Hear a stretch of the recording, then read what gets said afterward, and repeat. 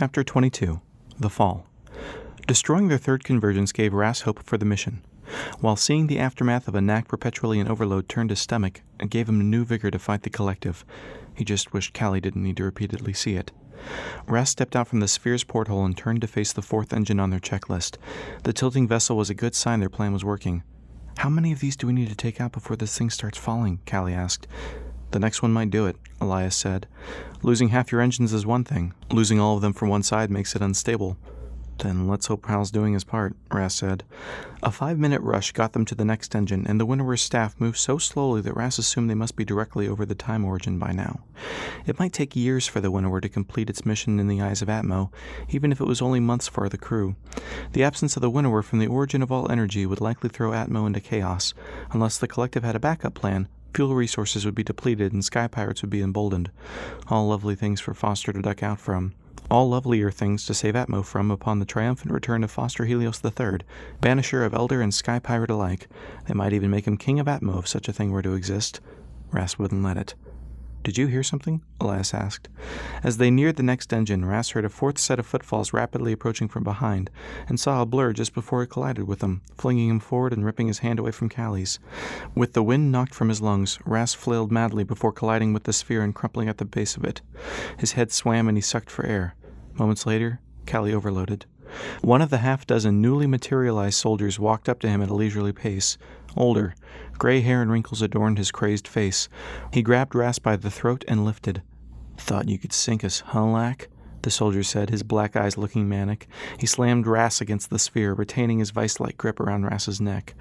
With a clamped throat and burning lungs, Ras fought the pain and the blackness that haunted the corners of his vision. He kicked at the soldier to little effect. "Do you realize how long I've been waiting for this moment?" he asked. "Me and my men have had to watch the world inch by just in case you and your girl arrived." He shook Ras violently. "Look at what your lax serum did to me. I was 23 when we came here." From what little Ras's clouded mind could guess, the squad's job was to clear out anything that hindered the collective's path to the time origin, which meant they would likely kill Callie next. Ras threw a right hook, which the soldier promptly caught and pinned. Ras would have cried out in pain if he could, but the soldier took the feint, locking up both arms. Ras then swung his left arm with the grapple gun against the porthole glass, cracking it. Again, Ras could feel the life being choked out of him. One last blow smashed the glass as the convergence's energy seeped out into the corridor. The soldier lost his grasp, and Ras's oxygen-deprived body fell limp. The soldier screamed, waving the energy-thick air away, but he had already taken several deep breaths. He clutched his head as the lack injection did its job, fighting to reject the intruder, immunizing itself and pulling double duty against energy and time, wreaking further havoc on his body. Ras gulped for air, finally filling his lungs with relief just in time to scream in surprise as an aged corpse collapsed next to him. The black in his eyes returned to a pale green, and the frail body of a man well past a century of life stared at Ras from the floor. Scrambling up against the engine, Ras watched the other 5 soldiers, all staring wide-eyed at their fallen leader. None dared to step forward to challenge Ras in his fog of death. Ras stood, his chest flooding with pain as he learned what a broken rib felt like. "Run." He coughed as he walked toward them, his bubble pushing energy away. He unholstered his wrench and strode towards his opponents. The soldiers backpedaled down the corridor, and Ras gave chase until they disappeared around the corner. Turning on his heel, Ras still struggled to catch his breath when the usual operation sounds of a flying city returned to his ears. "Callie?" He jogged past the damaged engine and spotted his father with his hands held high at the prompting of a handful of armed men. A few feet in front of Elias, the scientist from the stairwell cradled Callie in his arms as he finished depressing the plunger on the syringe into her neck. He clicked his tongue at Ras in disappointment. "You really shouldn't leave this one alone." He spoke in a normal tone while the guards by Elias still moved at a slowed pace. "Ras, how are you over there?" Callie asked, then reached up to feel the needle in her neck. The scientist shushed her like a young daughter. Now, you mustn't get worked up. I just saved your life." "What did you do to her?" Ras walked toward the scientist with wrench at the ready. The guards moved their guns from Elias to Ras, stopping him. The scientist released her, and she struggled to find her footing as she ran to Ras, burying herself in his embrace. "I don't want either one of you to get damaged," he said. "You both have years and years of valuable research left in you." "I feel funny," Callie said. "Like I brushed my teeth for too long, but all over." She looked over Ras's shoulder at another set of guards joining the standoff. "What did they do to me?" "I think they stopped you from being a knack," Ras said, holding her. "Very perceptive, Mr. Veer," the scientist said, offering a polite clap. "We're branding it as void. But yes, this newest batch has proven most effective. Your weapons, please." The scientist motioned for several of the guards to relieve Ras of his wrench, pistols, and grapple gun. "Mr. Helios has a very strict no-weapons policy in his lab." "The soldiers," Ras nodded to the corpse on the floor. "Did they get the same injection?" "Them?" the scientist asked. "Oh, no. We hadn't perfected the serum yet," he smiled. "We shall be spending quite a bit of time together in the future, Mr. Veer. My name is Dr. Lupava." Elias was corralled in with Ras and Callie. His hands shook and his breathing was labored as the three were bound with handcuffs. "Are you all right, Dad?" "Just a lot of energy in here," he said, strained. "I'm fine near you." Half a dozen men in engineer garb approached the engine sphere, wheeling in a sedated man on a gurney and lifting him through the open porthole. The tubes and wires from the dead Knack were transferred to the new recruit. A second team of engineers arrived, quickly replacing the broken porthole glass and sealing the first team in. A hissing noise preceded one of the engineers overloading and taking the rest of the men up in a blaze, birthing a new mini-convergence. Beneath, one of the winnower's engines roared back to life. "There we are, good as new," Lubava said. "Shall we to the elevators, then?" He offered a sweeping gesture. "How many times does that trick work?" Elias asked. "We get plenty of headstrong new recruits all the time," said Lupava. "But to think they would still be alive if you hadn't destroyed our convergence in the first place. Pity." The group began to walk to the elevators. The soldiers jogged in order to keep up with Lupava, Ras, Elias, and Callie, until the group reached the wide double doors. "I know this will be a terribly long ride for us," Lupava said as he pressed the button to go up, "but please do try to have some patience." The doors slowly opened, revealing a large circular transport with a single person standing in the middle. Dixie Piper. "Ah, glad I caught you before you made it to the lab," Dixie said slowly. "Foster wants to see the prisoners before you begin your experiments." She had a black left eye and scrapes on her right arm where her jacket sleeve had been ripped away. "I was informed of no such thing," Lupava said, stepping into the elevator with a few guards. "He can see them in the lab." Dixie raised an eyebrow. "You feel like telling him that in person?" "What are your credentials? I am not familiar with you," Lupava said, looking her over. "I led you into the wild," she said, pressing the elevator button for the bridge. "What floor should I drop you off on?" Dr. Lupava pressed another button as the elevator doors closed. "A little caution goes a long way, young miss." "Dixie, I never thought it," Ras began. "Shut up." Dixie looked over to Ras. Her eyes didn't hold hatred, but instead a melancholic resolve. "You know, only an idiot would try to pull 8 plugs, one at a time," she said. "I can see you trying to take down 3 at once, especially with the speed advantage." Her eyes flitted to one of the guards, then narrowed. "But even then you'd have a small window of opportunity." She lifted a small pistol and fired, dropping Dr. Lupava and throwing the elevator into chaos. Ras flung himself at one of the guards before the man could raise his rifle. Connecting his elbow to the guard's temple, Ras shouted to distract the other 2 men. Dixie sprang into action, dipping and sweeping the legs out from the second guard, then wrested the rifle away and slamming it against the man's forehead, silencing his surprised cry. A shot rang out toward Ras before Elias could throw his shoulder into the third guard, slamming him against the elevator wall. The musket ball moved slowly enough for Ras to spin his guard into its path, then ripped into the man's back as it entered Ras's sphere of influence. The guard in Ras's grasp collapsed to the floor as Dixie ran over, silencing the pinned guard with a twist to the neck before he could call out. Dixie threw her arms around a motionless Callie. "I thought I lost you guys." "I'm sorry, I'm confused. What changed?" Callie asked. "India Bravo flying into battle with the Collective, that's what's changed," Dixie said as she pulled herself back to face Callie. "The next ship coming through the pass was crewed by a mix of sky pirates and men in Collective uniforms. We had a bit of a disagreement," she said, pointing to her black eye. "I've been going after the wrong target. Well, not the wrong target, but my scope has been too limited." "What are you saying?" Ras asked. "I'm saying Foster Helios has to die, and you all are my ticket to the bridge," Dixie said. "Oh, and I'm sorry about the whole betrayal thing. I'll make it up to you somehow." "Hold on, killing Foster won't take down the winnower," Ras said. "No, but there are plenty of lovely controls on that bridge that we can smash to make that happen after Foster is dead," Dixie said with a smile. Ras offered his cuffed wrists, but Dixie pushed them away. "No, you have to stay like that. Foster will think something's wrong if you're not cuffed." She stepped over to the body of one of the guards, dragging him to the side of the circular elevator. "Are you just going to watch me work?" Ras stepped over and helped her drag the second guard. The elevator chimed. Dixie picked up another musket before stepping behind the trio and aiming it at Ras's back. "Just play along." The door swept open, revealing a far more ornately decorated part of the airship, and a path opening up to the command center of the winnower. Dozens of crew sat at their positions around the large room, monitoring their stations. Nobody looked up to address the newcomers. On the other side of the room stood a figure swathed in a tailored gray uniform, staring out at the massive window, his hands clasped behind his back. "Sir, one of the officers said. Foster turned, spotting Ras, Callie, and Elias walking forward, cuffed. Guards. Got it covered, said Dixie, stepping out from behind Ras, showing her rifle was aimed at the wind merchant. Foster flattened his hand, motioning for the guards to hold. He stepped down from his platform to the main level of the room. I see you've finally reeled in the knack and the lack. And who, might I ask, is this bonus piece? Are we working for extra credit to return to my good graces? His father, Dixie said.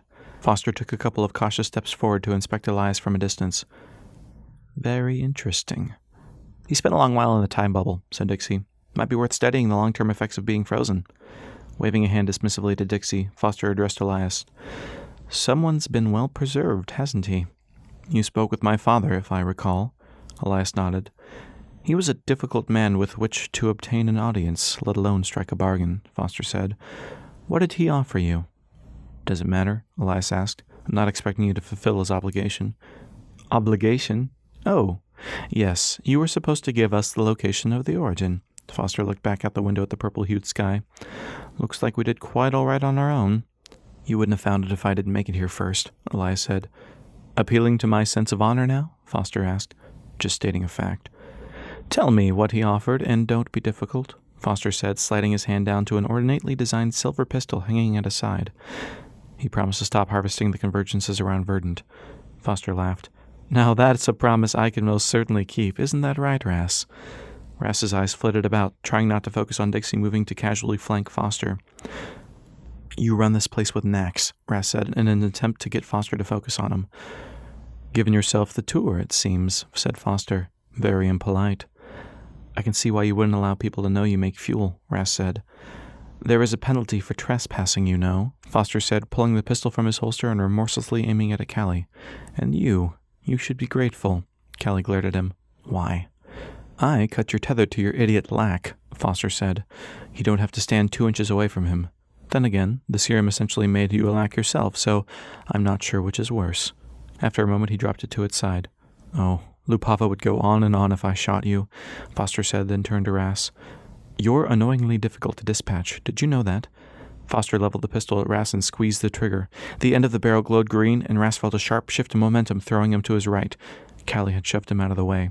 The beam emitted from the barrel struck her in the midsection, throwing her back as she cried out in pain. She struggled to put out a small fire from her shirt, but her hands came up covered with blood in the attempt. No! Ras shouted, scrambling to pick himself up. He lunged at Foster, who easily shifted targets to Ras's chest. The beam stopped just before striking him. However, the force of the blast knocked him backwards. He slid on the polished metal floor until he stopped next to Callie. See? Not perfect, but better than our first test subjects, Foster said, inspecting his toy. That should have put a hole straight through both of you. Ras inched over to Callie. Callie, are you all right? He looked at the pain in her eyes, then down at the blood escaping to the floor from her hands, clenching her stomach. Any other volunteers? Foster asked, pointing the gun at Elias. I'll have a go, Dixie said. Foster turned and saw the musket pointed at him. Dixie fired and his uniform blew open over his heart. He crumpled to the floor. In moments, bodyguards moved to tackle Dixie and knock loose the rifle. Do you have any idea how long it'll take to get a replacement suit sent from Derailier, especially out here? Foster asked, pained. He stuck 2 fingers in the hole of his gray uniform, ripping at it and revealing a black mesh layer of clothing. I'll have to thank Lupava. Foster righted himself and aimed the gun at Dixie. You mentioned wanting a turn. Elias launched himself at Foster's back, getting his cuffed arms around Foster's neck as guards rushed to stop the loose prisoner. Foster's gun fired. The struggle stopped. Dad! Foster ducked out of the other man's embrace and Elias fell to the ground, reaching for his absent leg, eyes growing green. He's a knack, Foster shouted, then looked at Ras. Stop this. He dashed out of the room as crew members ran away from their stations in a panic. Lights fluctuated and screens flickered. Winds howled as energy began pooling in from everywhere to join Elias. Even if the explosion of an overload wouldn't destroy the Windward's bridge, having the loose mini-convergence of his father bouncing around the control center would surely do it. Ras couldn't watch his father die. He scrambled to be alongside Elias, sliding in next to him. Dad, let me go, Elias said, pained. I can't.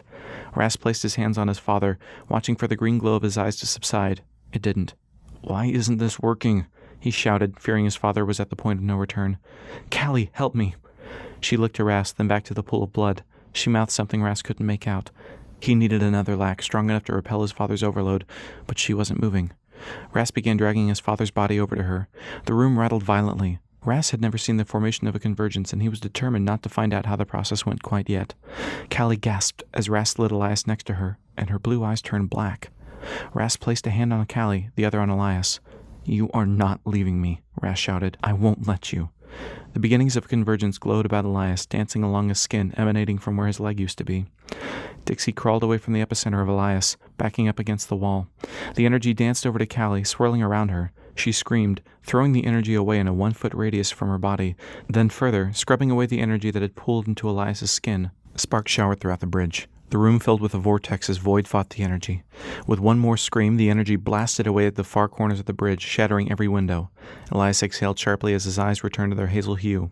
Callie's blue eyes remained black as the winnower lurched and canted slightly at an angle. They were dropping. Warning klaxons went wild inside the nearly empty command center, and green lights flipped to red all over the room. "The convergences," Ras said. "I think you just took down 8 convergences at once." "What just happened?" Dixie asked, trying to find her footing. "The winnower ran out of fuel," Ras said. Shouts erupted from the corridors outside the bridge as loud crashing noises filled the room. Callie's eyes returned to blue, looking down at her bloody stomach. "You're going to be all right," Ras said. He gently lifted her and looked up to see 3 mechanical giants clomp into the room. "Ras," said the elder leader. Through the filter, Ras was fairly certain it was Carter. "Napier is about to sever the last balloon." One elder scooped up Elias while another reached out to take Callie. Ras shook his head. He had promised to protect her, broken ribs or not. "She with us?" one of the elders asked, pointing at Dixie. "They talk?" Dixie asked. "Don't let her fall behind," Ras said. The group left the bridge and joined the flow of men and women in collective uniforms through the corridors. Carter and the other unencumbered elder cleared a swath through the hallway with their swinging metal arms until they found the stairs. Carter turned to Ras. "Hand me Callie, or I'm picking you both up." Ras obliged and was hefted by the third elder along with Dixie. The mechanical legs pumped their way up the spiral stairs faster than Ras could have managed on a good day. Before he knew it, daylight shone in his face and they returned to the top of the winnower. The Kingfisher hovered nearby, and down 20 yards along the deck a collective shuttle was loading up with scientists in Foster Helios III. Foster finished securing his grapple gun and looked up at Ras's party. He pulled out his energy pistol and lined up a shot when the winnower rocked. The beam went wide, missing everyone. On the opposite side of the winnower's balloon rig, Elorian ships were severing the last cables, leaving only the ones by the Kingfisher. The structure pivoted into a swinging fall. The collective shuttle sitting on top suddenly began sliding and plummeting, taking the scientists with it. Foster fired his grapple gun, connecting with the edge of the deck as up became sideways. The elders climbed up the side of the winnower's newly oriented top to the hovering Kingfisher. Once over the edge, Carter walked Callie inside the ship. The elder carrying Ras and Dixie dropped them just before being obliterated by a green blast. Foster finished clambering his way up to the top of the sideways winnower. The only option for his survival was the Kingfisher, and he held the means to force his way aboard. "No!" Ras shouted as he ran towards Foster to close the gap. It would be too easy for Foster to shoot down the Kingfisher if Ras climbed aboard to escape. Foster fired another shot, striking Ras's outstretched hands. The force snapped his cuffs apart, and he barely held his footing. The fact that the energy dissipated didn't erase the sting from the blast, but he kept moving forward. Foster fired once more, this time toward Elias and Carter, but the shot went wide. Foster would have to go through Ras. Meeting up with Foster, Ras leapt for the gun, but found a grapple gun fortified left arm plant firmly into his stomach. Ras threw his head forward, smashing Foster squarely in the nose as Ras's arms focused on wresting the gun away. It pointed up, firing into the last set of balloons, starting the winnower's final plummet toward the time origin. Ras dove into Foster in a flying tackle as the two men lost their footing and began sliding over the edge. "No!" Callie's faint cry barely made it to Ras's ears as he fell over the edge with Foster. Foster fired the grapple gun toward the side of the winnower, anchoring himself as the pair swung over the cusp and slammed into the side of the city. Ras had a good grasp on one of Foster's legs, but received multiple kicks from the other. Ras reached up to Foster's belt, pulling himself up as Foster began retracting the cable. Looking up, Ras saw that the Kingfisher still hung in the air. Dixie, Carter, and Elias had made it aboard. The fact comforted Ras as he clung to Foster, and the grapple gun brought them back to the edge of the doomed vessel. Hauling himself up, Ras landed a punch squarely into Foster's stomach, then was instantly reminded of the armor that had saved Foster's life earlier, as a throb of pain echoed from his hand to the rest of his arm. Foster fired another energy shot into Ras, failing to notice that Ras worked the cable release on the grapple gun. The snap of their lifeline immediately sent both of them into free fall. The winnower's descent was nothing compared to their lack-aided fall, and soon the men careened toward the sideways glass dome covering the middle of the city. Spinning Foster around to take the brunt of the collision, Ras pulled himself tightly into a ball as they smashed through the glass dome. Their descent slowed as shards rained down around them. Now on the underside of the dome's curve, they rolled around until Rast lost his grasp on Foster. He continued to slide down the glass as Foster joined the winnower in its slowed fight against the friction of time. With nothing to hold on to, Rast did his best to slow himself with his palms and boot soles, but continued to slide faster than Foster. The end slope of the glass dome led to the interior ring of the winnower, and while it was full of pipes and sharp bits of machinery that Rast bounced into, he was thankful it didn't lead to more open sky. Rolling to a stop, Rast looked up, spotting Foster in his own floating tumble along the dome. It would be a minute until he would reach Rast. Time for a breather. Rast closed his eyes for a moment and took a deep, pained breath. He needed to get the grapple gun from Foster. Without something to anchor him, he'd fall to his death or die of dehydration on the winnower. Foster still slid as he loaded up another grapple charge. To Foster, the winnower was crashing with him, which didn't afford a man much time to think, let alone plan. Rast willed himself to stand. He had to use his relative speed to his advantage to get the grappler from Foster. "You can do this," Rast said to himself, then began running up the glass slope, his boots gaining enough traction to reach Foster. For a moment, Foster entered Rast's equilibrium, falling faster before he swept Rast's legs and sent both men back into a slide. Rast used Foster's disorientation to undo the gun's body harness strap before receiving a punch to his temple, knocking him aside and slowing Foster once more as Rast tumbled back down to the dome's edge. He stood and prepared for a second run up the glass. Foster turned and trained his silver pistol on Rast. "How many times do you have to shoot me before you realize that doesn't kill me?" Rast asked, fully knowing how silly it would sound in a sped-up voice to Foster. Foster dropped his aim from Rast to the glass just beneath the wind merchant before firing. The beam melted a hole underneath Rast, who suddenly realized suggesting other targets hadn't been the best idea. Rast dropped, only to save himself by a tenuous grasp of thick, jagged glass. Staring down at the time origin brought back Rast's vertigo, shaking his existence. His arms trembled as he pulled himself up to no avail. The curved glass distorted his view of Foster as the man slid closer to Rast, but he could make out the man in grays rolling to avoid falling into the hole. Finally sliding to the edge of the glass, Foster stood and sauntered over to the edge. His slow speech gave his voice a more authoritative sound. "I suppose at this point I'll have to take pleasure in the small victories." He lifted a leg to stomp on Rast's bleeding fingers. "If you kill me, you'll lose your ticket home," Rast shouted. Foster lowered his leg. "Go on." "You drop with me. I can get us safely to the ground and walk you out," Rast said, struggling to retain his grasp. "You stay here, you'll be stuck in time forever." Foster laughed a deep, booming laugh. "If I keep riding this, the next thing I know, my lax squad will be picking me up." Wait, Rast said. "But how many years will pass before that happens? What will happen to Atmo during that time? I can get you out now." "No, thank you," Foster said in mock appreciation, then raised his leg to stomp. The boot came down, crunching Rast's left hand against the sharp glass. With a cry of pain, Rast released the glass and grasped Foster's stomping foot. Then he allowed the weight of his body to pull Foster through the hole with him, and both men continued their rapid descent. "No!" Foster cried out as he struggled to bring his left arm around to grapple the winnower, but Rast worked to pin the arm down. Rast threw a right hook into Foster's jaw, then worked to undo the grapple strap by Foster's elbow, struggling to overcome the slippery addition of blood to an already difficult process. He received a knee to the stomach. "Why won't you die?" Foster wriggled his left arm free as they passed to the last of the winnower's surface and swung around to aim at the gigantic structure. The grapple charge fired, but the cabling tangled in Rast's sphere and didn't shoot forward to meet the winnower. Instead, it launched into a haphazard coil that only began to straighten itself out as the weight of the two men pulled down on it, slowing their fall with its drag. All around them floated flaming debris with bits of cloth, metal, and smoldering wood. Rast looked down to see the back half of the brass fox 30 feet beneath them, facing forward to reveal the windstrider engines and the open door to the captain's quarters, its balloon dragged above it. Rast swung his weight to line them up with his ship and clung to Foster's left arm, then worked the cable release. The snap returned the two men to free fall. Foster wrested Rast away with a stern kick that sent Rast into the embrace of the collapsed balloon, breaking his fall as Foster's stunted trajectory led him into the hold. Caught in the patched-up balloon, Rast thanked his ship for once more taking care of him. Gravity pulled him out of the canvas envelope and through the open door leading into the captain's quarters. The cannonball-riddled wood on the back wall protested at their collision, but didn't give. He looked around the sideways room at the chairs and broken dishes collected on the back wall with him. The side walls illuminated the room with their near-frozen flames, giving off a nearly unbearable heat. "Thanks, girl," Rast said, patting the wall he lay on. "I'm sorry about all this." His hand grazed something metallic, Callie's typewriter. He wondered if Hal had the necessary accoutrements to care for her wound aboard the Kingfisher as he cautiously made it to his feet. Bending over, he collected the small typewriter, then dug around until he discovered the bag of stolen artifacts from Foster's office. Dumping the contents of the bag onto his upended bed, he surveyed his resources. The dueling pistol looked to be the only thing he could use against Foster, so he tucked it into his belt. He hefted the typewriter into the old leather bag and slung it over his shoulder. He slid his bed frame on its end, then climbed up until he could reach the bolted-down table in the middle of the room. After a precarious balancing act, he stood on the metal base of the table, giving him enough of a reach to grasp the door handle. Using the leather bag to catch the edge of the frame, Ras hauled himself out of the room. Standing on the wall next to the door, Ras saw Foster glide down into the hold. Ras held out the dueling pistol, but pulled back. The shot needed to be fired in close quarters to not waste this one opportunity. The formerly patched hole in the deck created at Framers Valley acted as Ras's vertical entryway into the hold. Foster came crashing down into a pile of broken container glass next to one of the Windstrider engines. The brass fox knew how to accept intruders. Ras slid over among the glass shards and pinned Foster to the makeshift ground with his knee. He aimed the pistol at Foster's forehead. "Welcome to my ship," Ras said. "Now give me the grapple gun." As Ras focused on working the final strap of the device loose, Foster took a shard of glass and slashed Ras's chest before kicking the younger man away. The dueling pistol clattered to the ground and Foster rolled over to grab the gun. He slowly stood, shaky from his 30-foot fall, and aimed the gun at Ras. "Was I not good enough?" Foster asked. "Did I not try hard enough for you?" "What?" Ras asked, quickly inspecting his new wound.